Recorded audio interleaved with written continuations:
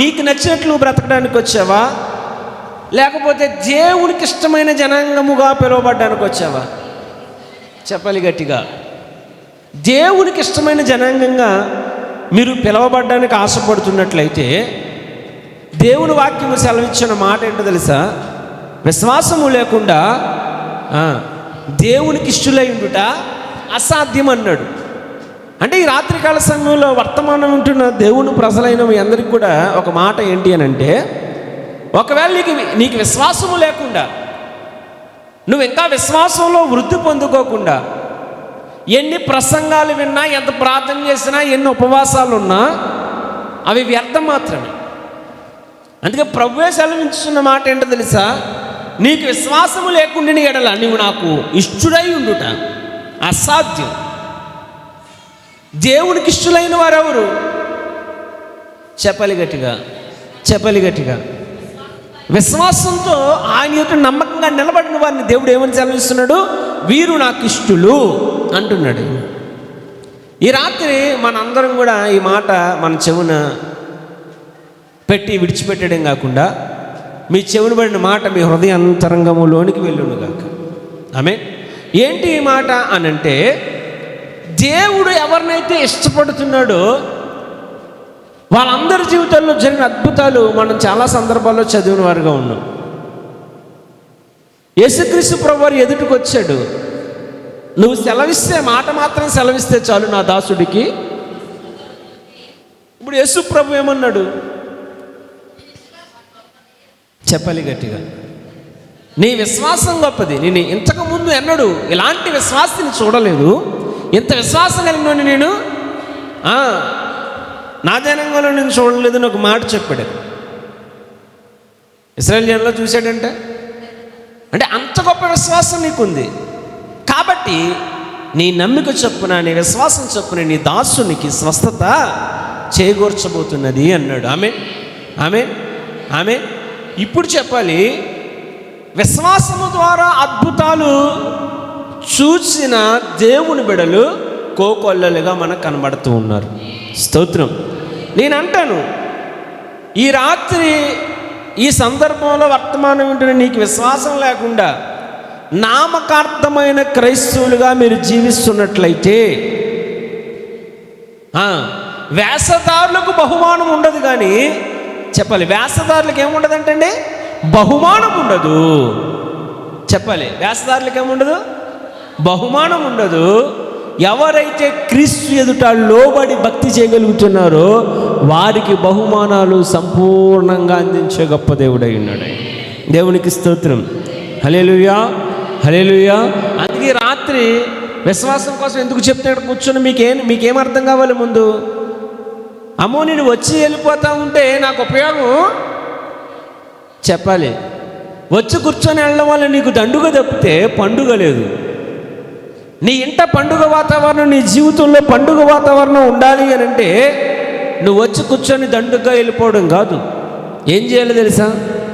ఆ జీవవాక్కు వెల్లడగుతున్న తోడనే నువ్వు విశ్వాసంలో వృద్ధి పొందుకుంటే, నువ్వు పరిపూర్ణంగా విశ్వాసం ఉంచగలిగితే ప్రభు నీ జీవితాన్ని పండగ వాతావరణంలో నడిపించుటకు ఆయన శక్తిమంతుడై ఉన్నాడు.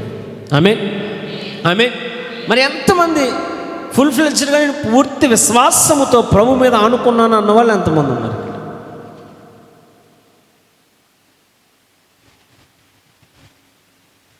తెలుగు అర్థమవుతుందా? తెలుగు స్తోత్రం.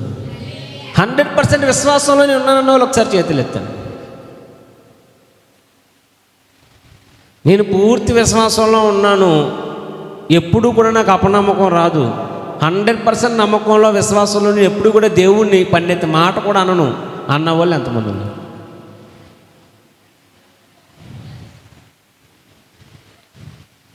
స్తోత్రం. నేనే ఎందుకు ఈ మాట చెప్పడానికి ఇష్టపడుతున్నానంటే, ఈ రాత్రికాల సమయంలో నువ్వు దేవునికి ఇష్టడై ఉండాలి. ఆమేన్, ఆమేన్. ఏదో వెళ్తున్నావు వస్తున్నావు అని అంటే కుదరదు. కానీ దేవునికి ఇష్టలుగా ఉండాలి, విశ్వాస వీరులుగా మనం ఉండాలి. ఆమేన్, ఆమేన్. స్తోత్రం. మన ఆశీర్వాదానికి వారసులు అంటాం, కానీ నేనంటాను విశ్వాసానికి వారసులు అవ్వాలి రాత్రి. ఆమేన్, ఆమేన్. విశ్వాసానికి వారసులు బైబిల్ గ్రంథంలో చాలామంది కనపడ్డారు మనకి. అందులో ఎక్కువ మంది గురించి మనం చెప్పాల్సిన అవసరం లేకపోయినా యాకోబు గురించి మనం చెప్పొచ్చు, యోబు గురించి చెప్పొచ్చు, అబ్రహాము గురించి చెప్పొచ్చు. ఎందుకంటే 100 ఏళ్ళ వరకు 100 సంవత్సరాల వరకు చూశాడు కొడుకునెత్తాడండి. ఆయన ఏమంటారు దాన్ని? అదేమంటారు? 100 సంవత్సరాల వరకు ఉండండి. ఆయన ఎంత విశ్వాసం అండి, ఆయన విశ్వాసం. యోబు శ్రమంలో ఉండి ఎంత విశ్వసించగలిగాడు. మరి రాత్రి నువ్వెంత విశ్వసించగలుగుతున్నావు? ఆశీర్వాదమునకు వారసులు అవ్వాలండి అని ప్రార్థన చేయడం కాదు, విశ్వాసానికి వారసులు అవ్వాలి మనం. స్తోత్రం. విశ్వాస వీరులుగా నిలబడాలి మనం. ఆమేన్, ఆమేన్. ఎంతమందికి ఉంది చెప్పాలి ఈ రాత్రి విశ్వాసం? నా యందు విశ్వాసం ఉంచిన వాడు, నా యందు నమ్మిక ఉంచిన వాడు ఎన్నటికీ సిగ్గునొందడు అంటాడు ఆయన. మన విశ్వాసం అరాకొర విశ్వాసం ఉండొద్దు. మన విశ్వాసం అరాకొర విశ్వాసం ఉండొద్దు. బ్రతుకుట క్రీస్తు కొరికే, చావైతే మరి లాభమని భక్తుడు అన్నట్లు, బ్రతుకుట నా యేసు కొరికే, చావైతే మహాలాభం, మహాసంతోషం. ఎందుకంటే పరలోక రాజ్యము నా కొరకు నిశ్చయముగా అనుగ్రహింపబడుతుంది. స్తోత్రం. అందుకే రాత్రి మనం ఎలా ఉండాలి?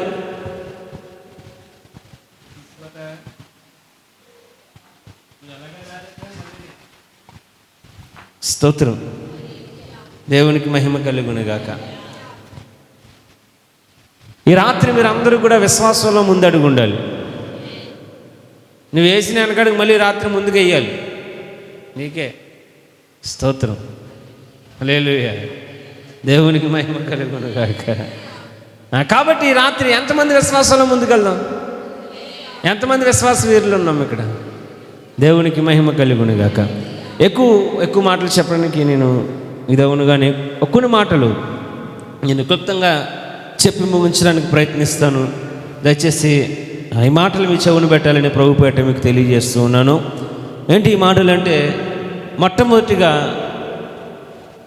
దేవుని ప్రేమ మనలో కనబడాలి. ఈ రాత్రి దేవుని ప్రేమ మనలో కనబడాలి. ఎందుకు ఈ మాట చెప్తున్నాను అని అంటే, విశ్వాసం ఉండాలి అని అంటే ముందు నీకేముండాలి చెప్పాలి గట్టిగా.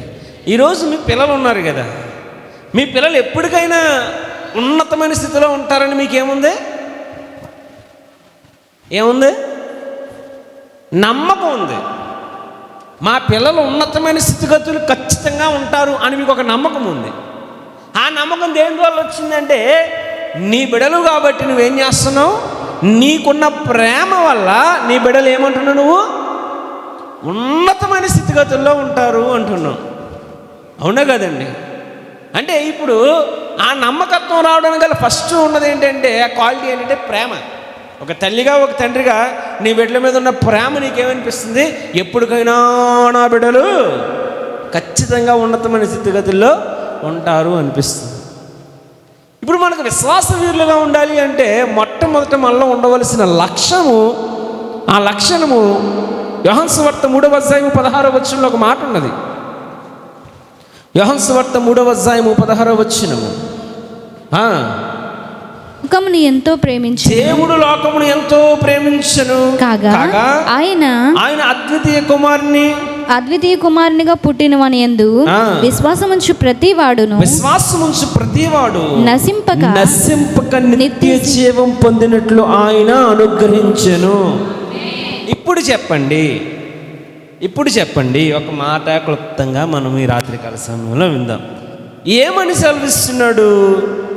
దేవుడు లోకమును ఎంతో ప్రేమించును కాగా ఆయన తన అద్వితీయ కుమారునిగా పుట్టిన వాని యందు విశ్వాసం ఉంచు ప్రతివాడు నశింపక నిత్య జీవము పొందినట్లు.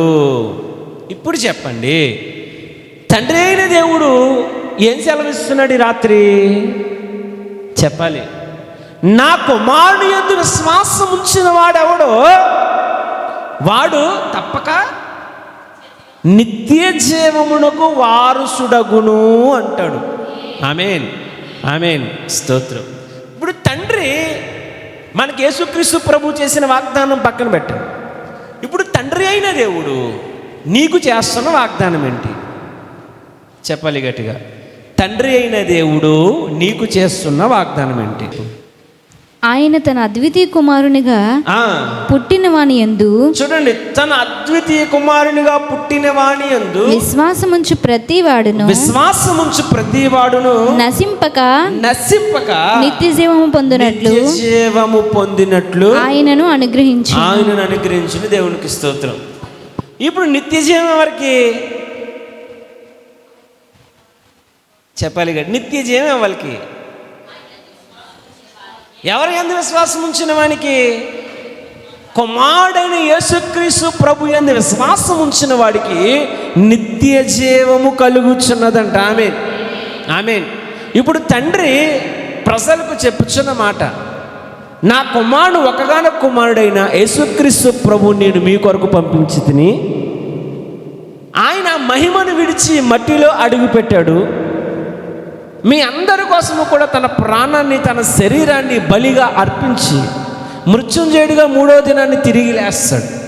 యేసు ప్రభువుని, తన కుమారుణ్ణి, తన సొంత కుమారుని, తన రక్తాన్ని ఎందుకు భూమి మీదకి దేవుడు పంపించాడు అనంటే, నీకు నాకు నిత్య జీవము కలుగుటకు పంపించాడంట ఆయన. ఈ మాట అండర్లైన్ చేసుకోండి. ఇప్పుడు తండ్రి అయిన దేవుడు కుమారుణ్ణి ఎవరి నిమిత్తం పంపించాడు? రాజ్యం ఎలాగుందో బాబు, రాజ్యాలన్నీ గుర్రం వేసుకొని చూసారా అనే రాజులను చూసుంటాం మనం. రాజు యువరాజుని పంపిస్తాడు దేశ సంచారానికి వెళ్ళి, ఆడుగుండా ఏడుగుండా ఊరుగుండా శుభ్రంగా నువ్వు తిరిగి ఎంజాయ్ చేసిరా అని పంపించే తండ్రిని మనం చూస్తాం. కానీ ఈ తండ్రి కుమారుని ఎందుకు పంపించాడో తెలుసా? నువ్వు వెళ్ళు, మరణానికి అంటుగట్టబడి ఉన్న ఈ ప్రజలను విడిపించుటకు నువ్వు భూలోకానికి వెళ్ళి నీ శరీరము వారి కొరకు బలిగా అర్పించమని దేవుడు తన కుమారుని పంపించాడు. చాలామంది రాజకుమారుని వేరే విషయంలో పంపిస్తే, నా యేసు రాజుని తన తండ్రి వేరే ఉద్దేశము చేత పంపించున్నాడంట. స్తోత్రం. ఇప్పుడు వచ్చింది ఎవరి కోసం? ఇప్పుడు తండ్రి ఏం చెప్తున్నాడు? ఎవరైతే నా కుమారుని యందు విశ్వాసం ఉంచుతాడో వాడికి నిత్య జీవము. చెప్పాలి గట్టిగా, చెప్పాలి గట్టిగా. ఇప్పుడు కుమారుడు, ఇప్పుడు యేసుక్రీస్తు ప్రభు వారి యందు ఎవరైతే విశ్వాసం ఉంచుతున్నారో వారికి ఏం కలుగుతున్నదంట? ఇప్పుడు ఎంతమంది విశ్వాసంలో ఉన్నారో మాట్లాడదాం. పరలోకానికి వెళ్ళిపోతానంటున్నాం కదా, ఇప్పుడు చెప్తాం. యేసుక్రీస్తు ప్రభు వారిని విశ్వసించిన వారికి ఏమున్నదంట? సరే, ఇప్పుడు ఎంతమంది యేసుక్రీస్తు ప్రభుని అన్ని విషయాలలో పరిపూర్ణంగా విశ్వాసులుగా ఉన్నవాళ్ళు ఎంతమంది ఉందో చెప్తాం. ఎంతమంది విశ్వాసంలో పూర్తి నమ్మకం, అప్పు రాని జబ్బు రాని చచ్చిపోనే నేను యేసు ప్రభునే విశ్వాసం. ఎంతమంది ఉన్నాం? ఈ గట్టిగా చెప్పండి. ఎంతమంది చెప్పగలుగుతున్నాం? చెప్పాలి గట్టిగా. చిన్న తిప్పు వచ్చిందా, చిన్న పప్పు వచ్చిందా, చిన్న అప్పు వచ్చిందా, ఇంకలే దేవుడు నన్ను వదిలేచాడు. నీ విశ్వాసం అక్కడే పోయింది. మళ్ళీ పేరేంటి? పరలోకంలో నా పేరు రాసాడు నా యేసు, బ్రతుకంతా ఒక ఆశ, యేసునికై నే జీవిస్తా. మన పేరు ఎక్కడుందంట? విశ్వాసం ఎక్కడుందంట? చెప్పాలి గట్టిగా, చెప్పాలి గట్టిగా. తుమ్మితే ఊడిపోయే ముక్కు దేనికి పని చేస్తుంది? ఇప్పుడు తుమ్మితే ముక్కు ఊడిపోతుంది అనుకో, ముక్కు వల్ల ఉపయోగం ఏముంది? కష్టం వచ్చినంత మాత్రాన, ఇబ్బంది వచ్చినంత మాత్రాన, వ్యాధి వచ్చినంత మాత్రాన, దుఃఖం వచ్చినంత మాత్రాన, నింద వచ్చినంత మాత్రాన, ఉపద్రవం వచ్చినంత మాత్రాన విశ్వాసంలో నువ్వు సన్నగిల్లిపోతే, భక్తిలో నువ్వు సన్నగిల్లిపోయి నువ్వు జారి పడిపోతే నీ వల్ల ఉపయోగం ఏమున్నది అంటాను. ఈ రాత్రి ఒక భక్తుడు అంటాడు, నా శాలలో పశువులున్నా లేకపోయినా ఏం చేస్తాను? చెప్పాలి గట్టిగా, నేను స్తుతించి నా దేవుణ్ణి కనబరుస్తానని చెప్పాడు. హల్లెలూయా. ఇంటి నిండా అన్నీ ఉన్నప్పుడు, ఒంటి నిండా బంగారం ఉన్నప్పుడు నువ్వేటి ఎవడన్నా స్తుతిస్తాడు? నువ్వేటి ఎవరైనా ఆరాధించాలి?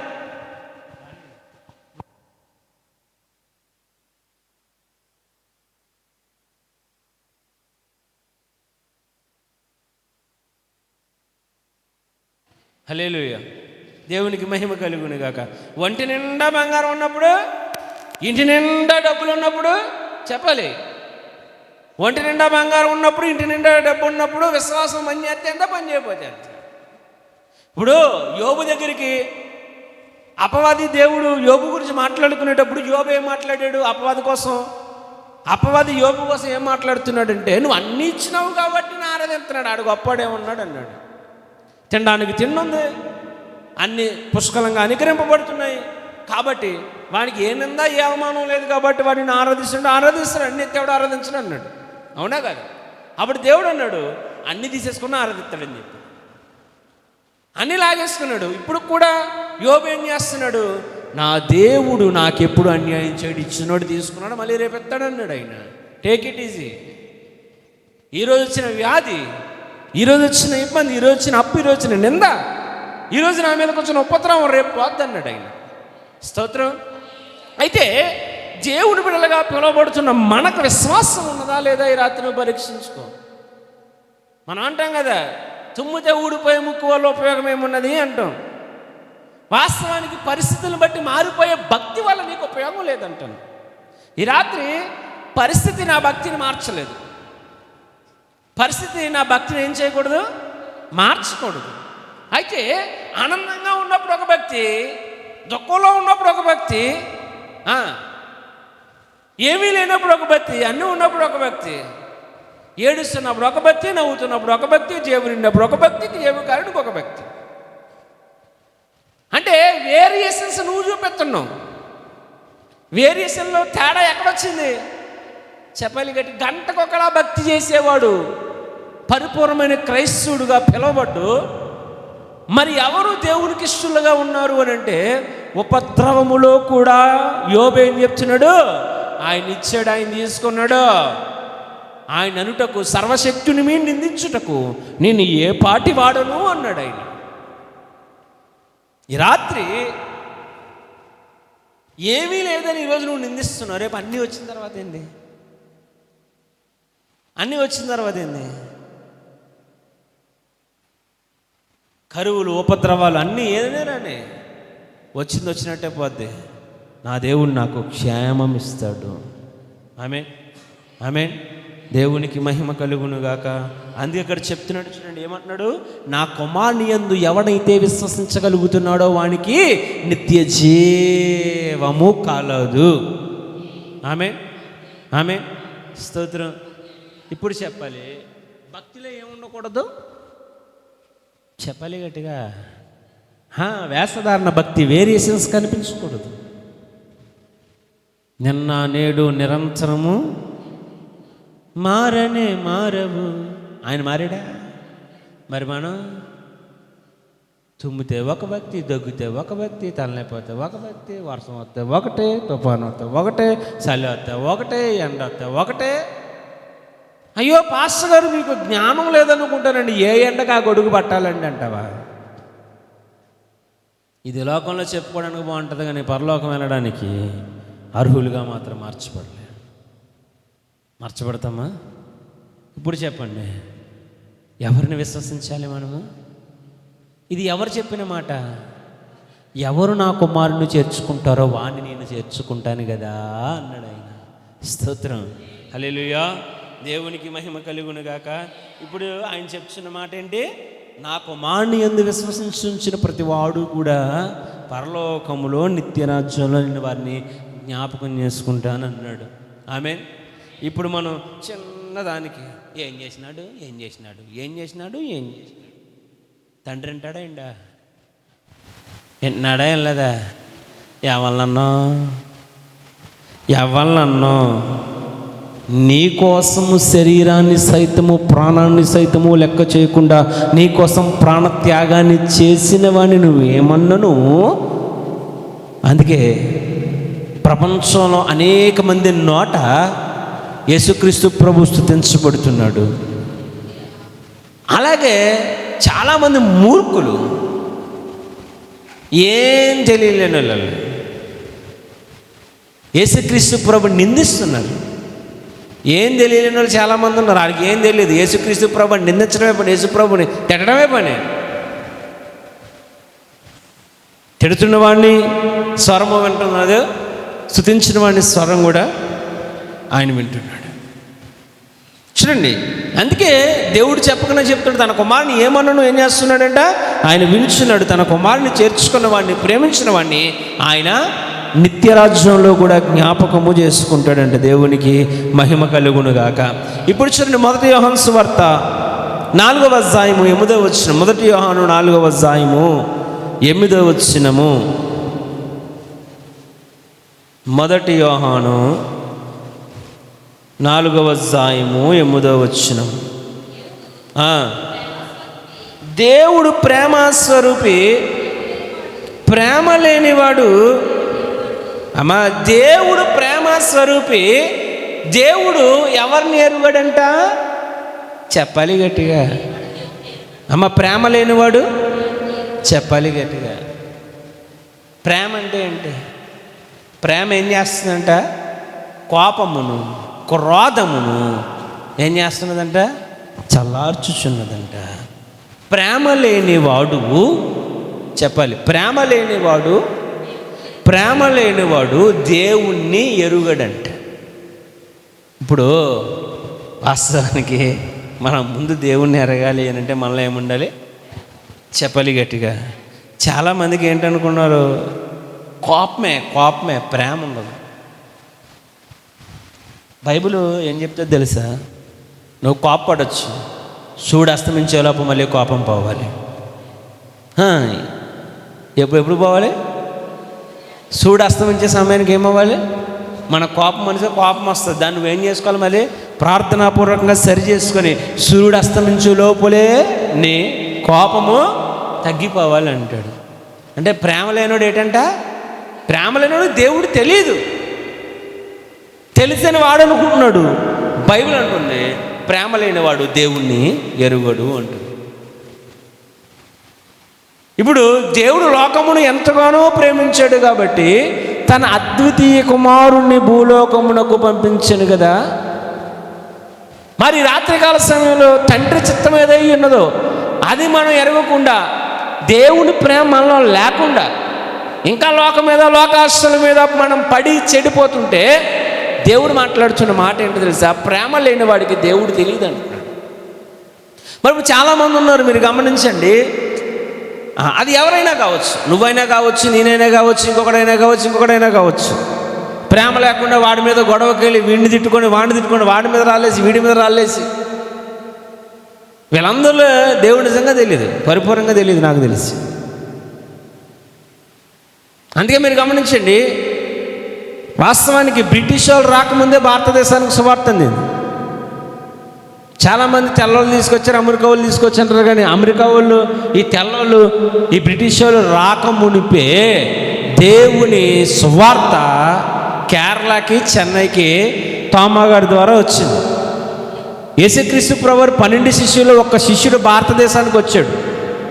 ఆయన సువార్త తీసుకొచ్చాడు. ఆయన యేసుక్రీస్తు ప్రభువు గురించి చెప్పాడు. ఎన్నో అద్భుతాలు జరిగించాడు ఆయన. ఈ జరిగిస్తున్న అద్భుతాలను బట్టి తన ద్వారా మేలు పొందుకున్న వారే తను తప్పు చేసినప్పుడు గద్దించిన విషయమే వారిని రాళ్లతో కొట్టి చంపాడు. ఆ చనిపోతున్నప్పుడు కూడా తోమా గారు చూపించింది ఏంటో తెలుసా? యేసుక్రీస్తు ప్రభు ప్రేమను తోమా గారు చూపించగలిగారు. స్తోత్రం, హల్లెలూయా. ఇప్పుడు 12 మంది శిష్యులు కూడా ఎవరిని అవమానించలేదు, ఎవరిని హేళన చేయలేదు. ఈ రోజుల్లో చాలామంది భక్తులు అని చెప్పుకునేవారు అందరూ కూడా వాడి మీద రాళ్ళు, వీడి మీద రాళ్ళు వేసుకునే లెవెల్కి యాడు ఏ మతమోడైనా వాడికి భక్తి తెలియదు అంటే. నిజంగా ఒకరినొకరు విమర్శించుకొని, హేళన చేసుకొని, పరిపూర్ణంగా ప్రేమించలేని ప్రతివాడులో కూడా వాడు నిజంగా దేవుని తెలియదు. వాడు ఎవడైనా కావచ్చు, ఏ మతం వాడైనా కావచ్చు, సాటి మనిషిని ప్రేమించలేని వాడు, సాటి మనిషిని మనిషిగా చూడలేనివాడు, వాడు క్రిస్టియన్ అయినా, హిందూ అయినా, ముస్లిం అయినా, ఎవరైనా సరే వారికి నిజంగా దేవుడు తెలియదు అంటారు. ఎవరైనా కావచ్చు. కానీ దేవుడు అన్నాడు మనకి మనిషికి ఎలా తెలుస్తాడంటే, ప్రేమ ఉన్నవాడికి దేవుని ఖచ్చితంగా చూడగలుగుతాడు.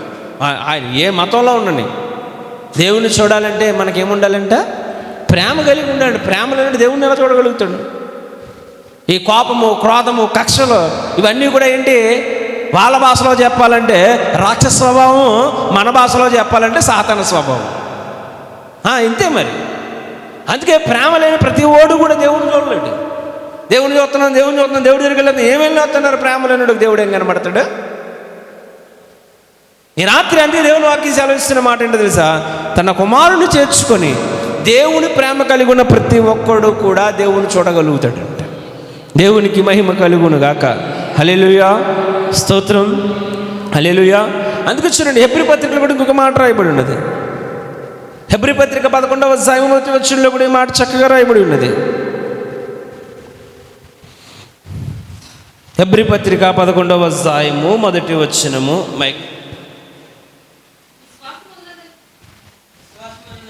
విశ్వాసం అనేది నిజస్వరూపమును అదృశ్యమైనవని రుజువై ఉన్నది. దేవునికి మహిమ కలుగును గాక. విశ్వాసం అన్నది ఎలా పనిచేస్తున్నదంట? నిరీక్షింపబడేవాడు నిజస్వరూపం అదృశ్యమైనవి కూడా ఉన్నవని రుజువు చేస్తున్నదంట. ఇప్పుడు ఈ మాట చెప్తాను చూడండి. విశ్వాసం అంటే అదృశ్యమైన, కంటికి కనిపించిన, కంటికి నీకు 10 లక్షలు వచ్చినప్పుడు, నీ అప్పులన్నీ తీరిపోయినప్పుడు, అమ్మ దేవుడు అన్నాడేలా, ఇదే విశ్వాసం. అది విశ్వాసం. చేతిలో ముడి పెడితే ఎవడన్నా సంతోషించేస్తాడు. అమ్మ నాకెంత చాక్లెట్ పెట్టి ఆడి చేతిలో పెడితే ఆడికి విశ్వాసం వచ్చేద్ది అదే. మరి విశ్వాసం అంటే ఏమన్నది? అదృశ్యమైన వాటిని నిరీక్షింపబడే వాటికి. ఆ మాట క్లుప్తంగా చదువు, మైక్ తీసుకొని చదువు, వాళ్ళకు కూడా వినబడుతుంది. విశ్వాసం అనున్నది నిరీక్షింపబడే వాటి యొక్క నిజస్వరూపమును అదృశ్యమైనవి ఉన్నవనుటకు రుజువై ఉన్నది. స్తోత్రం. ఆమె ఎంతమందికి నిరీక్షణతో కూడిన అదృశ్యమైన వాటిని పొందుకుంటామనే విశ్వాసం? చెప్పాలి గట్టిగా, ఇంకా గట్టిగా చెప్పాలి. నిరీక్షణతో కూడిన అదృశ్యమైన వాటిని పొందుకుంటామనే విశ్వాసం ఎంతమందికి ఉంది? హల్లెలూయా, హల్లెలూయా, స్తోత్రం. నిజంగా 100 ఏళ్ళు కొడుకుని ఎత్తాడంటే ఎంత నిరీక్షణతో, అదృశ్యమైన కొడుకు కోసం ఎంతగా పరితపించి 100 ఏళ్ళు నమ్మకస్తుడిగా జీవించాడంటే, ఏం విశ్వాసం అండి! ఆ విశ్వాసం, ఏం విశ్వాసవీరుడండి ఆయన. ఆయనలో 1% ఉన్నా చాలు, ఆయనలో 1% ఉన్నా చాలు నువ్వు గెలిచేయగలుగుతావు. ఉందా విశ్వాసం? చెప్పాలి గట్టిగా, ఉందా విశ్వాసం? అన్నీ ఉన్నప్పుడు విశ్వసించేవాడు అదే విశ్వాసం అండి. అదృశ్యమైన వాటిని కూడా పొందుకుంటామని తెలిసిందే, అదే విశ్వాసం. ఎంతమందికి నిరీక్షణ ఉంది? ఈరోజు మా జీవితం బాగోకపోయినా రేపు బాగుంటుందని నిరీక్షణ ఎంతమందికి ఉంది?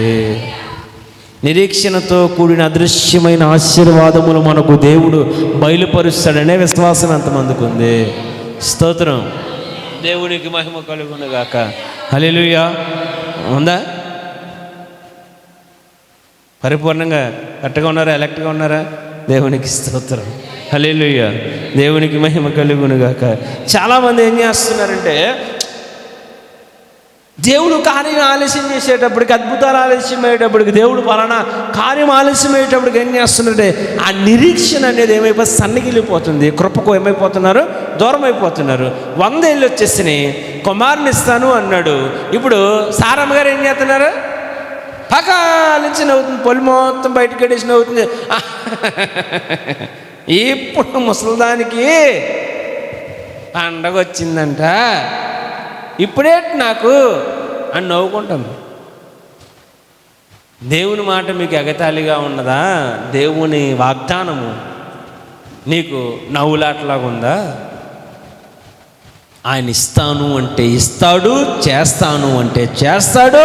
ఆయన వస్తానంటే వస్తాడు, నిన్ను తీసుకొని పోతాడంటే ఖచ్చితంగా తీసుకొని పోతాడు. ఆమె అంటే ఆయన మాట ఖచ్చితము, ఆయన మాట నిశ్చయముగా నెరవేరుతుంది.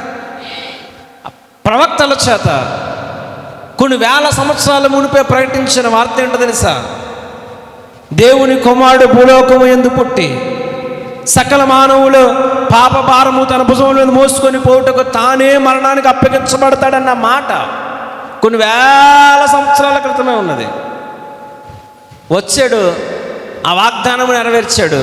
వాగ్దాన పూర్ణుడిగా, మృత్యుంజయుడిగా తిరిగి లేచి చూపించాడు. వెళ్ళిపోతే ఇంకొక మాట చెప్పాడు, నేను నా తండ్రి ఇంటి వద్దకు వెళ్ళిపోతున్నాను, మీ అందరికీ ఇప్పుడు నివాసములు కలుగుతాయి. ఎవరు నా యందు విశ్వసించి నా నామమున మీరు బాప్తిస్మము పొంది మారు మనసు పొంది రక్షింపబడి మీ పాపములు విడిచిపెట్టి పవిత్రులుగా పరిశుద్ధతలో మీరు నిలబడగలుగుతారో మీ అందరికీ కూడా నా తండ్రి ఇంటి వద్ద అనేక నివాస స్థలములు ఉన్నవి. లేని ఎడల నేను ఈ మాట నేను మీతో చెప్పుదునా అన్నాడు కూడా. ఏమన్నాడు? లేని ఎడల ఈ మాట నేను మీతో చెప్తానా? ఉంటేనే చెప్పాను. వస్తాను కాబట్టే కదా కొన్ని వేల సంవత్సరాల మునుపు చెప్పి వచ్చినట్లుగా చెప్పాలి. కొన్ని వేల సంవత్సరాల ముందు చెప్పినట్లుగా వచ్చి చేసి చూపించాడు ఆయన. ఇప్పుడు నీకు ఏదైతే వాగ్దానం ఇచ్చాడు ఆవిడ నవ్వునట్టు నవ్వద్దు. ఇంకా జరగదని బాధపడద్దు. అడుగు వాటికంటే, ఊహించు వాటికంటే అత్యధికమైన మేలు చేసే దేవుడు. ఆమేన్, ఆమేన్. దేవునికి మహిమ కలుగునుగాక. స్తోత్రం. అబ్రహాం విశ్వాసం ఏం విశ్వాసం? ఆ టైంలో కూడా దేవుడు ఇచ్చేస్తారంటే ఎత్తాడమ్మా, కంగారు పడుకుని నవ్వుకో అన్నాడు. చచ్చిన వాళ్ళు లేపినోడికి కుమారుని ఇవ్వడం అసాధ్యమా? చెప్పండి అమ్మా. మరణాన్ని గెలిచి 3వ దినాన్ని తిరిగి లేచిన, మృత్యుంజయుడిగా తిరిగి లేచిన దేవునికి ఇస్సాకుని ఇవ్వడం పెద్ద పనా? చెప్పాలి గట్టిగా. ప్రపంచమంతా ఆశ్చర్యపోయే సంఘటన ఒకటి జరిగింది. ఏంటో తెలుసా? సముద్రం ఇంకా దాటలేరు, ఇశ్రాయేలు మరణానికి అప్పగించబడతాడు అనుకున్నారు. నువ్వెందుకు నాకు మొరపెడుతున్నావు? ఆజ్ఞ జారీ చేయి. నిన్ను చేతికిచ్చిన శక్తి, సామర్థ్యము, ఆ చేతికర్ర చేత నువ్వు ఎత్తిని ఆజ్ఞాపించగా నీకు సముద్రము పాలిగా చేర్చబడి దారిస్తుంది అన్నప్పుడు ఇశ్రాయేలు అందరూ కూడా స్టర్న్ అయిపోయారు. ఏంటి నిజంగా సముద్రము దారిచ్చి మనం అందరం కూడా వెళ్ళిపోతామా అని. సముద్రము ఏకరాశిగా నిలిచిపోయింది. దేవుని బిడలు దాన్ని దారిగా చేసుకొని దాటారు. ప్రపంచము స్తంభించిపోయే సంఘటన అక్కడ జరిగింది. ఇప్పుడు ఇశ్రాయేలుని కాపాడడానికి ప్రపంచం ఆశ్చర్యపోయే సంఘటన జరిగించిన దేవుడు. ఆగిపోతున్న మందిరాలు కట్టబడ్డానికి అలాంటి ఒక కార్యం రాత్రి చేయలేడా? చేయలేడా?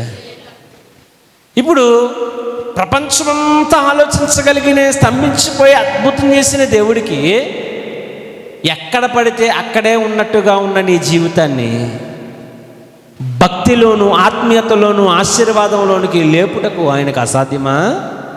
చెప్పాలి గట్టిగా. ఆయనకి సాధ్యమా? అసాధ్యమా? చెప్పాలి గట్టిగా. స్టర్న్ అయిపోతారు ప్రజలు నీ ఎడల నా దేవుడు జరిగించే కార్యాన్ని బట్టి. ప్రజలందరూ స్టర్న్ అయిపోయి చూసే కార్యాలు ప్రభు జరిగిస్తాడు. హల్లెలూయా. నేను అందుకే అంటాను, విశ్వాసులను ఆయన కాపాడువాడై ఉన్నాడు.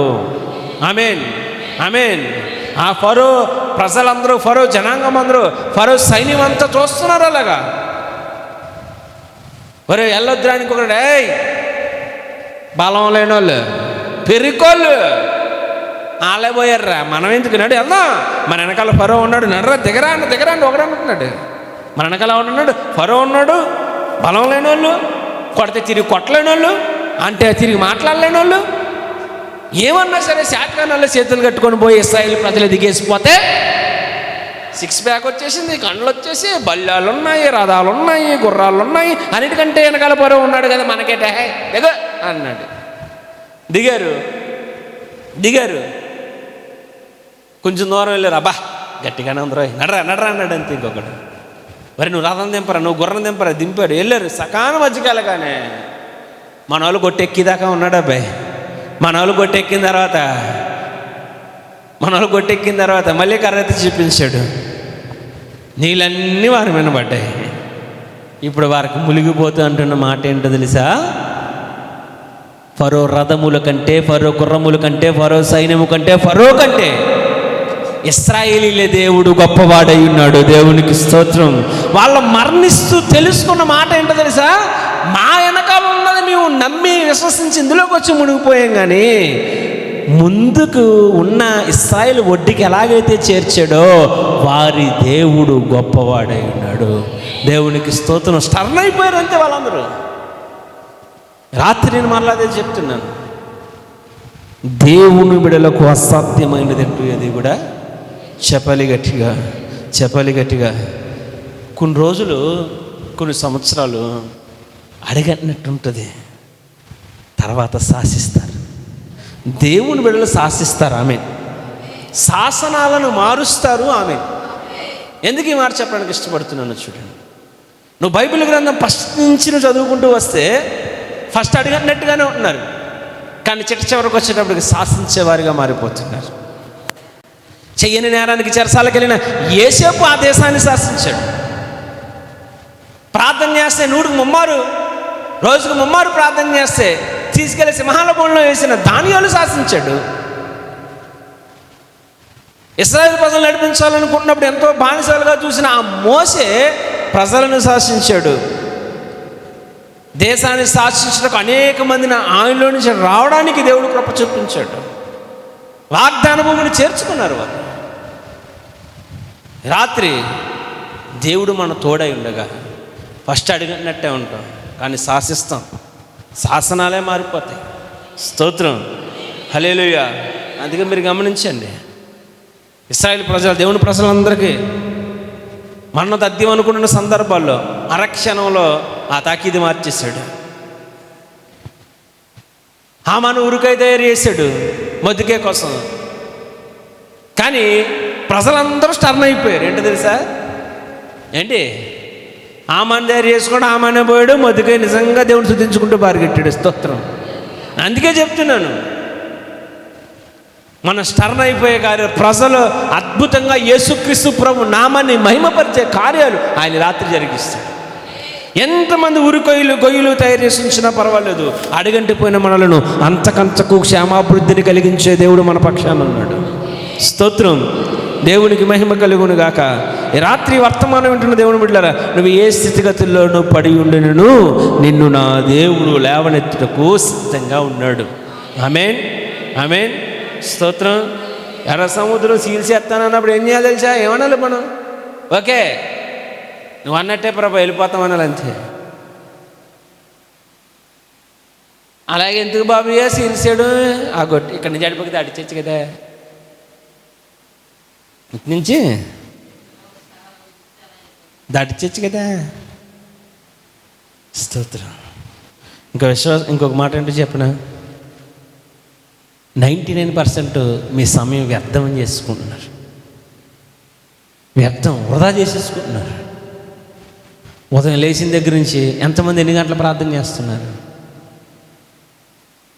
చెప్పాలి? ఎంతమంది ఎన్ని గంటలు వాక్యాన్ని వినడానికి సిద్ధపడుతున్నారు? లోకంలో అపవిత్రమైన వాటిని మాట్లాడుకోకుండా దేవుని చిత్తాన్ని గుర్తెరిగి పరిశుద్ధత ద్వారా దేవుని స్తుతించుటకు ఎంతమంది సిద్ధపడుతున్నారు? చాలామంది ఉదయం లేగితే ఏం తిందాం, ఏం మాట్లాడదాం, ఎక్కడికి వెళ్దాం, ఎక్కడ తిందాం, ఎక్కడ ఉందాం, ఇదే ఆలోచన. రేపు ఏమి ఉండాలో ఈ రాత్రే సిద్ధం చేసేసుకునే స్త్రీలు ఉన్నారు. రేపు ఏం వండాలో ఈరోజే ప్లాన్ చేసేసుకుంటాం. రేపు ఎండ్రేలు, పచ్చిరేలు, ఎల్లుండేమో నెత్తళ్ళు, తర్వాత వంకాయ, పప్పుసారు, సాంబార్ అన్నీ రెడీయే. ఏ టైంకి ఏ ప్రార్థన చేయాలో తెలియదు, ఏ టైంకి వాక్యం వినాలో మనం ఎంత సిద్ధపడుతున్నాం అనేది లేదు. రేపటి సంగతి ఈరోజే. రేపటికి ఏం కావాలా అంటే రేపు టిఫిన్ తప్పని చేద్దాం, ఇవాళ రెడీ, సిద్ధపట్టు. తినడానికి సిద్ధపాటు ఉంది, మరి నిత్యరాజ్యమునకు పోవుటకు నీకు సిద్ధపాటు లేదా? ఎంతమంది సిద్ధపడుతున్నారా? నేను అంటాను, ఆ ధనవంతుడు ఒకరోజు ఏడ్చాడు, ఒక్కసారి నాకు అవకాశం ఇస్తే భూలోకానికి వెళ్ళి సేవకులు చెప్పిన మాట ఆ సత్య సువార్తని వినేసి వచ్చేస్తాను. నా అన్నదమ్ములందరికీ కూడా ఒరే నేను నరకానికి పోయిన మీరన్నా నిత్యరాజ్యానికి వెళ్ళండి అని చెప్పేసి వచ్చేస్తాను అన్నాడు. అయ్యా నా సేవకులను పంపించాను, ప్రవక్తలు పంపించాను, వాళ్ళ మాట నువ్వు ఏనాడైనా లెక్క చేసావా? ముక్కు రెమ్మలు ఎగరేసావు, కొళ్ళు రెప్పలు ఎగరేసావు, దగ్గుకున్నావు, తుమ్ముకున్నావు.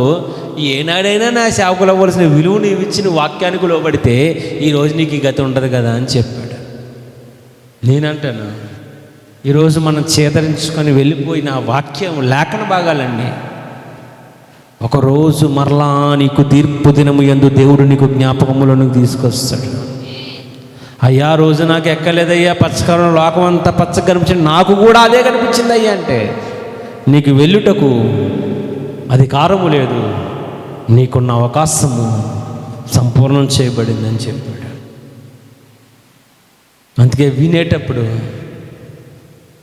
9 అయిపోతుంది వెళ్ళిపోతామని వినొద్దు. చచ్చిపోతే నా బతికేటని ఆలోచించు. చచ్చిపోతే ఇంకేముంటుందండి? చాలామంది చచ్చిపోతే ఇంకేం ఉండదు అనుకుంటున్నారు. చచ్చిపోయిన తర్వాత తిప్పలు మొదలవుతున్నాయి. అది పాట ఏంటి? సత్య గొడవ లేదు, సత్య గొడవ లేదు, పుట్టిన ప్రతి ఓటు సత్తాడు కాబట్టి మనం చచ్చిపోదాం అన్నాడు వాడు. అసలు గొడవ చచ్చిపోయిన తర్వాతే మొదలవుతుంది. చచ్చిపోయిన తర్వాత నువ్వు ఏ స్థలానికి వెళ్తావు, ఎక్కడికి వెళ్తావు, ఎక్కడ ఉంటావు, ఏ ప్రదేశం ఏంటి? నిత్య నరకాగ్నికి పోవుటకు నీ బ్రతుకంతా వ్యర్థం చేసుకుంటున్నావా? నిత్యరాజ్యంలో దేవునితో పాటు గడుపుటకు నువ్వు పరిశుద్ధతలో నిలబడుతున్నావా అనేది ఈ రాత్రి నువ్వు అర్థం చేసుకోవాలి. అద్భుతాలు చేయడం, ఆశీర్వాదం ఇవ్వడం, మహిమను అనుగ్రహించడం ఇవన్నీ పెద్ద పనేం కాదు, దేవుని చేతిలోనే ఉన్నవి. కానీ వాటన్నిటికంటే అదృశ్యమైన నిత్యరాజ్యం పొందుకుంటకు నువ్వు ఈ రాత్రి సిద్ధంగా ఉన్నావా? ఎంతమంది సిద్ధంగా ఉన్నారు ఈ రాత్రి? చెప్పాలి. ఎంతమంది సిద్ధంగా ఉన్నారు? చెప్పాలి గట్టిగా. మనకున్నదంతా ఏంటి? పొద్దున్నే లేగాల, టీ ఎట్టి, కూరండి, సారండి, ఇలా అక్కడికి వెళ్ళి ఇక్కడికి వచ్చి ఇలా అమ్మేమంటుంది తెలుసా? వెళ్ళకపోతే ఈ అమ్మేమంటుంది తెలుసా? ఏతన ఏతన ఏతన ఏతన ఏతన చింతల ఏముంది? చింత పప్పులు వేసుకుని చింతకూర కట్టి చింత కాదమ్మా. ఈ చింత మామూలు చింత, పరలోకానికి దూరం చేసే చింత, ఆత్మీయులోంచి బయటికి తీసేసే చింత, ప్రార్థన లేని చింత. చాలామందికి వాక్య లేఖన భాగం ఏం సెలవిస్తుందో తెలుసా? ఫిలిప్పీలకు రాసిన పత్రిక 4వ అధ్యాయము 6-7 వచనాలు. ఫిలిప్పీలకు రాసిన పత్రిక 4వ అధ్యాయము 6-7 వచనాలు. దేనిని గురించి చింతింపకుడి కానీ ప్రతి విషయములోను ప్రార్థనా విజ్ఞాపన చేత కృతజ్ఞతాపూర్వకముగా మీ విన్నపములను దేవునికి తెలియజేయుడి. అమ్మా ఏం చేద్దాం? మీరేం చేస్తున్నారని వాక్యం చెప్తున్నది. దేనిని గురించి చింతించకుడి కానీ, దేనిని గురించి చింతించకుడు కానీ ప్రతి విషయములలోనూ వినాలి. ప్రార్థనా విజ్ఞాపనల చేత కృతజ్ఞతాపూర్వకముగా మీ విన్నపములను దేవునికి తెలియజేయుడి. ఆమేన్. దేవుడికి ఎందుకు చెప్తాం? బాగుపడిపోము దేవుడికి చెప్పి మారిపోతే మా బతుకులు దేవుడికి ఎందుకు చెప్తామండి? మనుషులకే పెంపర్లో పేలాలు వెళ్ళినట్టు కహో మనుషులకి చెప్పుట వల్ల నీ కష్టం అధికమగును, నీ ఇంటు గుట్టు విప్పబడును. దేనిని గురించి నీ చింతించకుడు కానీ నీ చింత యావత్తు దేవుడి మీద వేసి ప్రార్థనలతోనూ కృతజ్ఞతాపూర్వకముగా ఏం చేయాలంట? నీ విన్నపములను దేవునికి చింతించకుండా ఏం చేయాలి? చెప్పాలి. క్రైస్తవుడు ఎలా ఉండాలని దేవుని వాక్యం చెప్తుంది. చింతించొద్దు. చింతించకుండా ఏం చేయాలి? చెప్పమాట చెప్పమ్మా.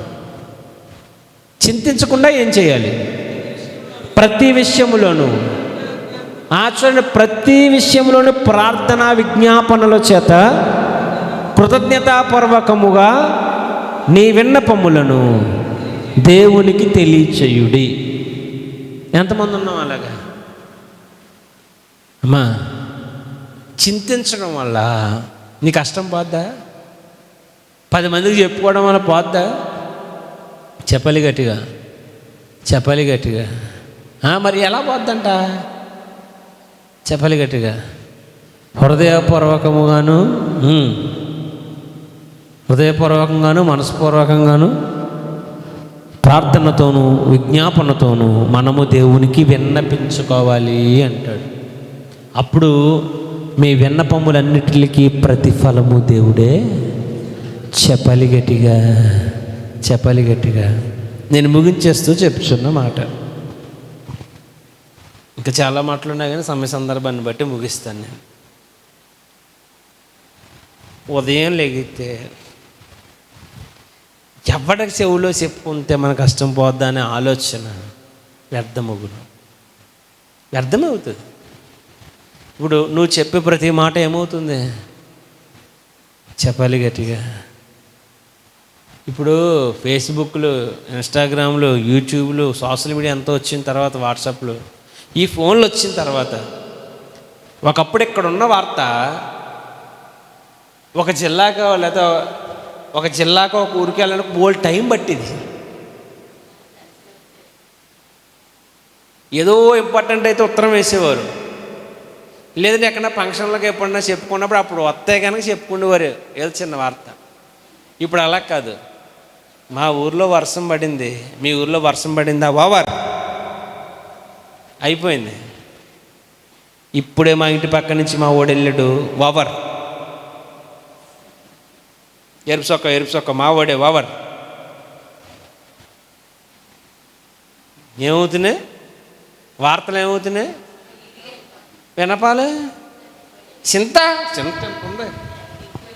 ఎంత చింత ఉందండి. ఎలా తెలిస్తే? మాకాలు ప్రార్థన చేయకుండా, విజ్ఞాపన చేయకుండా నువ్వు అన్ని విషయాలలో సమయాన్ని ఇచ్చి దేవుని దగ్గర దొంగవైపోతే నీ విన్నపం ఎక్కడ దేవుడు ఎవడ వింటాడు? నువ్వు విజ్ఞాపన చేస్తేనే కదా వింటాడు. నువ్వు హృదయపూర్వకంగా మోకరించి ప్రార్థన చేసి నీ విన్నపములు మనస్పూర్వకంగా ప్రభువుకు అర్పించినప్పుడే కదా నీకు జవాబు వచ్చేటిది. తినడానికి సమయం ఉంది, నవ్వడానికి సమయం ఉంది, ఏడడానికి సమయం ఉంది, జనాలతో మాట్లాడడానికి సమయం ఉంది, ఎక్కిరింతలకు ఉంది, ఎగటాలకు ఉంది, పొల్లేకలిచ్చడానికి ఉంది, అన్నింటికి ఉంది సమయం. దేవుణ్ణి గణపరిచి ఆరాధించుటకు సమయం లేని ఓ అల్ప విశ్వాసులారా, భక్తి లేని వారులారా, అలా ఉంటే ఉపయోగం ఎలా ఉందా? చెప్పాలి గట్టిగా, చెప్పాలి గట్టిగా. చాలామంది మేము భక్తి పరులం అనుకుంటున్నారు, కానీ భక్తి 100%, 1% భక్తి కూడా ఈరోజు జనాల్లో పనిచేయట్లా. అందుకే దేవుడు ఒక మాట సెలవిచ్చాడు. ఏంటో తెలుసా? అంచె దినాలలో భక్తి చాలా కష్టమైపోద్ది. నేను భక్తిలోంచి తొలగించడానికి అనేక మార్గంలో నీ ఎదుటకు వస్తాయి అని చెప్పాడు ఆయన. చెప్పినట్లు మన దగ్గరికి రాలేదా? సినిమాలు వచ్చినాయి, సీరియళ్ళు వచ్చినాయి, ఇప్పుడు పిల్లలకు ఆడుకోవడానికి గేములు వచ్చినాయి, వాట్సాప్లు వచ్చినాయి, ఇన్స్టాగ్రాములు, ఫేస్బుక్లు. చెడిపోవడానికి, పతనమైపోవడానికి, బ్రతుకును భ్రష్టు పెట్టించుకోవడానికి అనేక అవకాశములు అపవాది కలిగించాడు.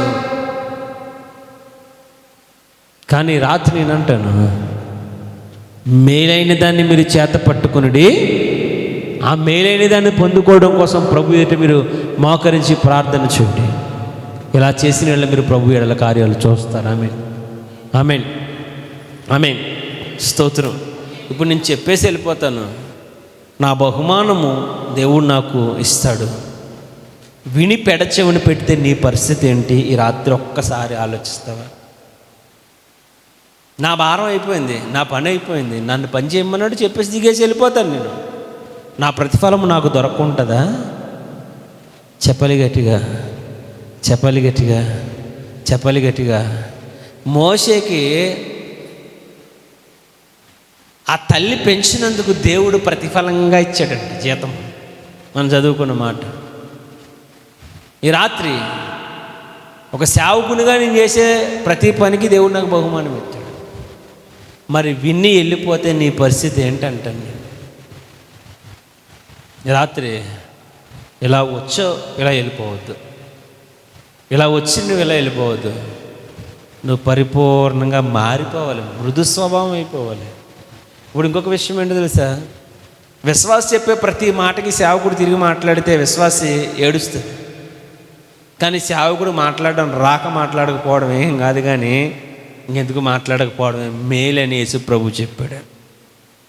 అందుకే పిడుగు తిరుగుతున్నప్పుడు తిరిగి ఒక మాట అన్నాడా? యేసు ప్రభు మాటలు రావండి, చెప్పాలి గట్టిగా. బాల్యకాలంలో ఆయన మాట్లాడితే ఏమన్నారు? అమ్మ బాబా, ఇలాంటి జ్ఞానం దీన్ని తెలిసిన వ్యక్తిని మేము చూడలేదన్నారు. పెద్ద పెద్దోళ్ళు కూడా చెప్పలేనివి అలవోకగా చెప్పేస్తున్నాడు, చిన్న బాలుడే కదా అన్నారు యేసుప్రభుని. అంటే పెద్ద వయసు ముదిరిన వారికి కూడా తెలియనికి, సకల విద్యలు అభ్యసించిన వారి మాటలు మాట్లాడలేని మాటలు కూడా ఈ కూడా తెలిసిపోయి అన్నారు. సకల విద్యలు అభ్యసించిన వారికి కూడా ఏం చేయలేదంట, ఇంత జ్ఞానం, ఇంత మంచి మాటలు తెలియలేదు. బాలుడైన యేసుకి ఈ మాట ఎలా తెలిసాయంటే, ఇది నా తండ్రి చిత్తం, నా తండ్రి పని చేయడానికి వచ్చానని చెప్పాడు ఆయన. మరి అన్ని తెలిసిన ఆయన ఎందుకు మాట్లాడలేదు? మాట్లాడితే గెలిచేస్తాం అనుకుంటారు. నేను అంటాను ఈ రాత్రి, మౌనంగా ఉన్నవాడిని దేవుడు ఖచ్చితంగా గెలిపిస్తాడు. స్తోత్రం. చెరసాల్లో వేసేసారు, అదే చేయమంది నన్ను, నేను చేయికి పర్యటకు వచ్చేది నా మీద వేస్తారా మీరు నిందా అన్నాడు. అంతే. వెళ్ళడం మేలుకే, పాపాన్ని పర్యటకుని లోపలికి వెళ్ళాడు, పర్యటకుని సింహాసనం మీద కూర్చున్నాడు. మాట్లాడడం యేసేపుకి చేత కదా, యేసు ప్రభుకి చేత కదా. మరి చేతనైన వాళ్ళు అందరూ నోరు మూసుకున్నారు, మనం ఎందుకండి నోరు బారేసుకోవాలా? ఈ రాత్రి నా పని అయిపోయింది, నేను చెప్పేసి వెళ్ళిపోతున్నాను. ఈ రాత్రి నీ స్థితిగతి ఏంటి? వెనకాల ఉన్న వాళ్ళు, అమ్మ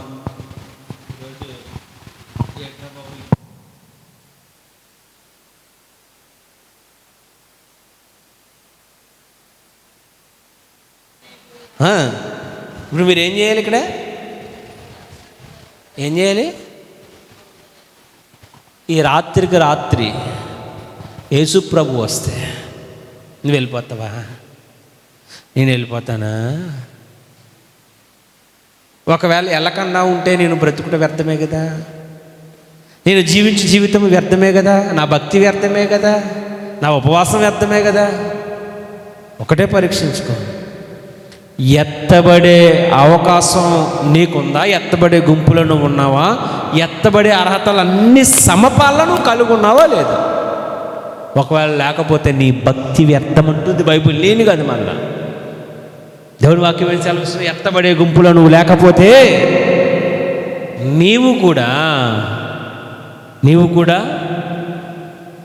ఆ నీడు లెక్కించే సందర్భంలో మౌనమై ఉండొద్దు. ఎక్కడ మౌనంగా ఉంటున్నామండి, అక్కడ మౌనంగా ఎలా ఉంటుంది? మౌనంగా ఉండదు. దేవుని మందిరానికి వస్తే మౌనంగా ఉండకూడదు, ఏడాలి, పశ్చాత్తాపడాలి, కన్నీరు గార్చాలి. ఇదిగో ప్రభువా, నాలో ఉన్న పాపము, నాలో ఉన్న లోపము, నాలో ఉన్న శాపము నాలో ఆగిపోవాలి. పోతే నేను నిన్ను చూడగలుగుతాను, లేకపోతే నిన్ను చూడలేను. లోకాన్ని బట్టి మనిషిగా మనం చనిపోయి ఆత్మీయతలో మనం మెలుగుగలిగి మనం బ్రతికిన వారిగా ఉండినట్లయితేనే రాత్రి దేవుని చూడగలుగుతాం. అలా లేకుంటే మనం చూడలేం దేవుణ్ణి. అందుకే అన్నాడు, ప్రేమ లేనివాడు దేవుణ్ణి చూడలేడు అంటున్నాడు. ప్రేమ ఉన్నవాడే దేవుణ్ణి చూస్తాడు. ఈ రాత్రి నీలో ఉన్న ఏది దేవుని నీకు దూరం చేసేస్తుందో నాకు తెలియదు.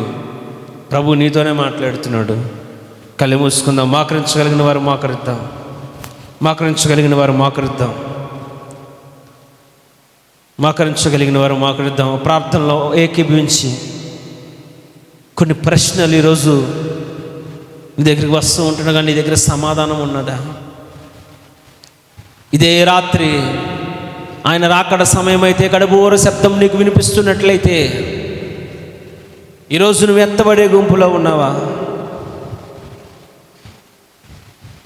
దేవుని చూచే నేత్రాలు నువ్వు కలిగి ఉన్నావా? దేవుని స్వరం వినే చెవులు నీకున్నాయా? కోపము లేకుండా, ద్వేషము లేకుండా, అసూయ లేకుండా, ఈర్ష లేకుండా పరిపూర్ణంగా ప్రేమ కలిగిన వ్యక్తిగా నీవు ఉన్నావా? రాత్రి జ్ఞాపకం చేసుకో. ఏం తింటాం, ఏం తాగుతాం, ఇది కదా ఆలోచన అండి. ఈ 3 నాళ్ళ ముచ్చట కోసం, 3 నాళ్ళ ముచ్చట కోసం విలువైన దాన్ని పోగొట్టుకోవద్దు.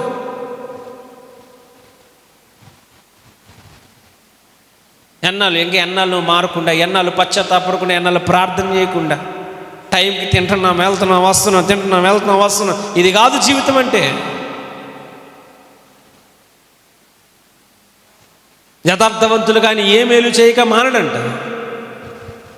యథార్థత లేకుండా, ప్రార్థన లేకుండా, భక్తి లేకుండా, ఎన్నాళ్ళు కార్యాలు చూడకుండా అలా మొండిగా బండవలే ఉండిపోతా.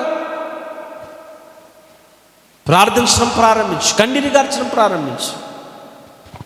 మౌనంగా ఉండేది రాత్రి. అయ్యా నువ్వు తెలియదంటే నా పరిస్థితి ఏంటి? అయ్యా నువ్వు తెలియదంటే నా పరిస్థితి ఏంటి? ఆ బుద్ధి లేని కన్యకలు నువ్వు తెలియదని చెప్పు.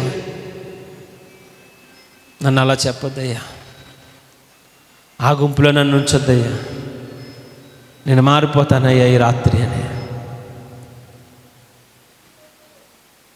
ఈ 3 నాళ్ళ ముచ్చట కోసం జీవితాన్ని పాపంలోను, శాపంలోను, పతన వ్యవస్థలోను నడిపించుకోక, ఈ రాత్రి అయినా నీ మనస్సు మారగలిగితే, ఈ రాత్రి అయినా పరిపూర్ణంగా నువ్వు ప్రభుకు అప్పగించబడగలిగితే, ప్రభు కార్యాలు చేయటకు సిద్ధంగా ఉన్నాడు ఆయన. ఎన్నాళ్ళు ఇంకా ఇదే జీవితం జీవిస్తావు? మార్పు చెందవా? దేవుడిచ్చిన అవకాశాన్ని, ఇది నా కోసం కాదేమోలే, ఈ మాటలు నాకు కాదులే అని నువ్వు పెడచెవిని పెట్టొద్దు. ఈరోజు కాకపోతే రేపు మారుతాను, ఎల్లుండి మారుతాను అనడానికి లేదు కదా. గ్యారంటీ లేని బ్రతుకు, వారంటీ లేని బ్రతుకు, ఎప్పుడు ఉంటామో ఎప్పుడు పోతామో తెలియని మన జీవితాల్లో. రేపు ప్రార్థన చేద్దాంలే, రేపు నమ్మకంగా ఉందా, రేపు పరిస్థితుల్లో ఉందాం అనుకోవడానికి అవకాశం లేదు కదా. రాత్రి ప్రియమని దేవుని బిడ్డలారా,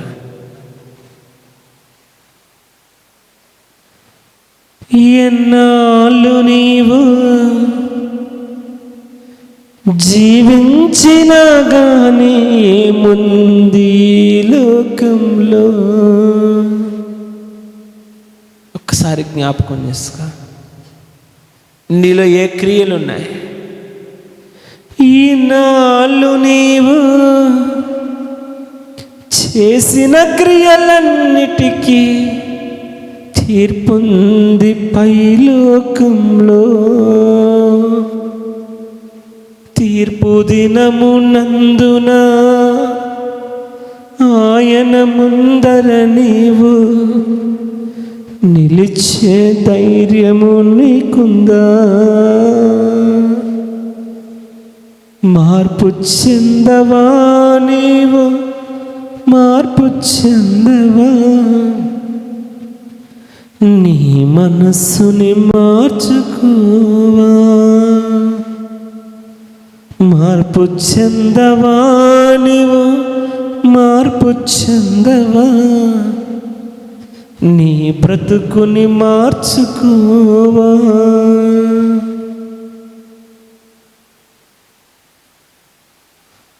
ఎలా వచ్చామో అలా మరలా తిరిగి వెళ్ళిపోతాం.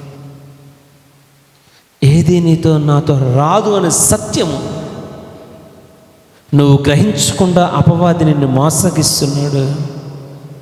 ఏది శాశ్వతము కాదని, ఏది నీతో ఉండదని, కేవలము దేవుడు మాత్రమే శాశ్వతమైన వాడని ఎన్నో సందర్భాలు దేవుడితో మాట్లాడుతున్నా సరే,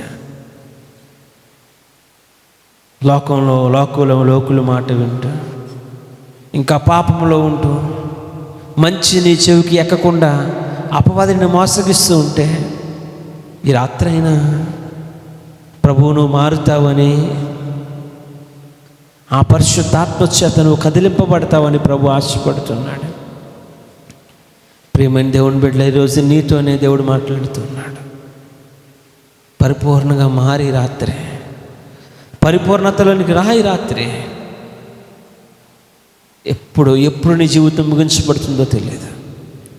ఎప్పుడు నీ పిలుపు సమీపంగా ఉన్నదో నీకు తెలియదు. ఈ ఆడంబరమైన జీవితం ఎప్పుడు ముగించబడుతుందో నీకు తెలియదు. రాత్రి ప్రభు పాదాలు పట్టుకో, నాలో ఉన్న దోషములను క్షమించండి, నాలో ఉన్న పాపములను క్షమించండి, నీతిమంతుడిగా నీతిమంతురాలుగా నన్ను మార్చండి అన్నాడు. నా కోపముల వల్ల నిన్ను చూడలేకపోతున్నానేమో, నా ద్వేషము నా అహమే నిన్ను నాకు దూరం చేస్తున్నదేమో. దేవుని చూడడానికి నీ కోపమే, దేవుని చూడకుండా నీ కోపమే అడ్డుపడుతున్నదేమో, నీ అహం అడ్డుపడుతున్నదేమో, నీ స్వార్థం అడ్డుపడుతున్నదేమో. ఎకిలి చేష్టల జీవితం అయిపోయింది, వెర్రితనం అయిపోయింది. అవే నీకు దేవుడు కనిపించకుండా కనుమరుగు చేస్తున్నాయేమో. నీకును నాకును మధ్య నీ పాపం అడ్డుగోడ వలె ఉన్నదన్నాడు ఆయన. దేవుని చూడకుండా, దేవునికి ఇష్టలై ఉండకుండా, నేను ఎంత ప్రార్థన చేసినా, ఎంత పశ్చాత్తాపడకుండా మనం ఇక్కడికి వచ్చి వెళ్ళిపోయినా అది వ్యర్థం కదా.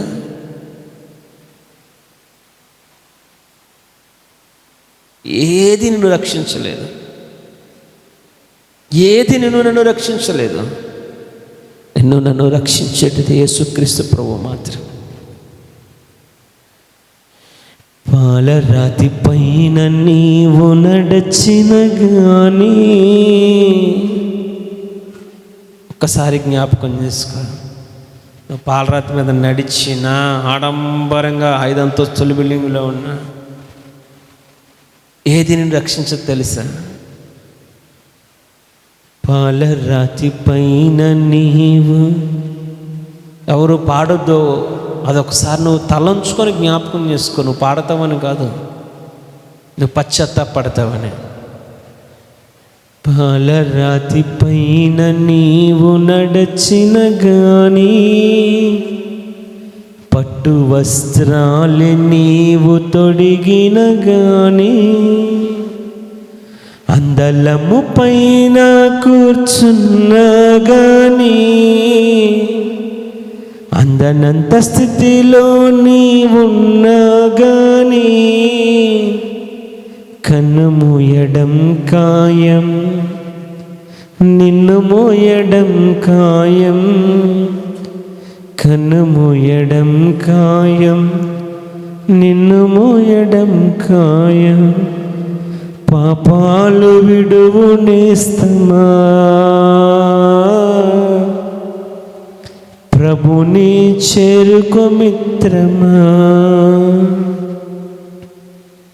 ఎన్ని పట్టు వస్త్రాలు, పాలరాతి, అందలం పైన కూర్చున్నా ఏది నీకు నాకు రక్షణ అవ్వలేదు. నువ్వు అనుకుంటున్నావు కదా ఈరోజు, అదేది శాశ్వతం కాదు. నీ నా కోసం ప్రాణం పెట్టి తిరిగి లేచిన సజీవుడే శాశ్వతమని. రాత్రి మౌనంగా ఉండదు, జ్ఞాపకం చేసుకోండి, పశ్చాత్తాపడండి. ఈ సమయం పోతే మరలా రాదు. అతి కొద్ది నిమిషాల్లో నేను ముగిస్తాను. ఎవరు గృహాలకి వారు చేరుతారు. కానీ నీ పరిస్థితి ఏంటి ఒక్కసారి ఆలోచించుకుంటున్నావు ఈ రాత్రి? ఆ పిలుపు వచ్చిన తర్వాత ఎత్తబడే గుంపులో ఉన్నావా లేదా? ఒక్కసారి ఒక్క నిమిషం ప్రార్థనాపూర్వకంగా ఒక్కసారి నువ్వు పరీక్షించుకో. లైవ్లో వీక్షిస్తున్న వారందరూ కూడా, మా కాళ్ళ ప్రార్థన చేస్తూ మీరందరూ కూడా ఒకసారి నీ భక్తి సరిగా ఉన్నదా, నీ విధానం సరిగా ఉన్నదా, నీ ఆలోచన సరిగా ఉన్నదా? ఒకవేళ నీ అహము, నీ కోపము, నీ స్వార్థము, నీ అసూయ దేవునికి దూరం చేస్తున్నట్లయితే ఈరోజైనా పశ్చాత్తాపడు. ఈరోజైనా ప్రభు దగ్గర పాపం ఒప్పుకొని విడిచిపెట్టు. దేవానికి వందనాలు. ఎంతమంది ఒప్పుకొని విడిచిపెట్టి తన హృదయాన్ని కర్పిస్తున్నారు? ఒప్పుకున్న ప్రతి వారిని దయతో క్షమించు ప్రభు. కనికరించే దేవుడు నీవు. మరొక అవకాశం, నిన్ను చూడకుండా అడ్డుపడుతున్న ప్రతి పాప శాపములు మాలో కొట్టివేయండి. నీకు ఇష్టలుగా మార్చండి, నీకు ఇష్టమైన జనాంగంగా మార్చండి. ఎంతమంది పశ్చాత్తాపడి తన అహమును, కోపమును అణిచివేసుకుంటున్నారు? నీకు మాకు వ్యతిరేకంగా ఏదైతే పని చేస్తున్నదో నీకు చేరకుండా దాన్ని ఎంతమంది తీసివేసుకున్నారో వాళ్ళందరినీ మీరు రాత్రికాల సమయంలో దర్శించి విడుదలిచ్చి కృపనిమ్మని యేసు నామమున అడుగుచున్నాము తండ్రి. ఆమేన్.